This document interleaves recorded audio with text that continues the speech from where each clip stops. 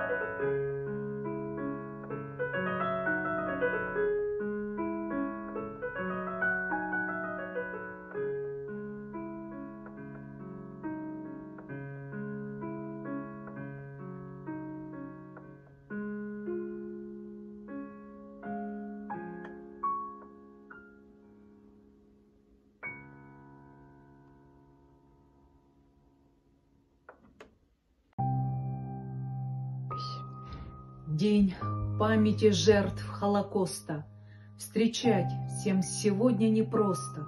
Нацизм победившим державам почет, уважение и слава. Еврейский народ пострадавший, гонение, беду испытавший. День этот, конечно же, знает, со скорбью его он встречает. Желаю я всем в этом мире, где люди фашизм победили, чтоб это все не повторилось, такого, чтоб впредь не случилось. День памяти жертв Холокоста. Помнят погибших в войне. Расстрелянных было немало, замученных больше вдвойне. Скорбят за погибшими люди, свечу зажигая в церквях. Пусть больше такого не будет, пусть сердце не мучает страх. Давайте помолчим. Сегодня это так непросто. День памяти международной Холокоста. О страшных издевательствах не смеем забывать. Нам велено потомкам всю правду передать. Я всем желаю от души, от сердца, чтоб доброты у вас была открыта дверца. Ведь главное не кто ты, а какой. Нам Богом передан завет такой. Помолимся, чтобы зло навеки искоренилось. Пускай миром правит добро, достоинство и справедливость. Давайте же вместе с вами, пусть это и больно порой, зажжем свечу и помянем евреев, убитых войной. И крики невинно павших проносятся к нам сквозь года. Смерть ни за что принявших, пусть с миром живет их душа. Помолимся, чтобы зло навеки искоренилось, пускай с миром правит добро, достоинство и справедливость. День памяти жертв Холокоста помянем минутой молчания. Во все времена жить непросто, но то было время отчаяния.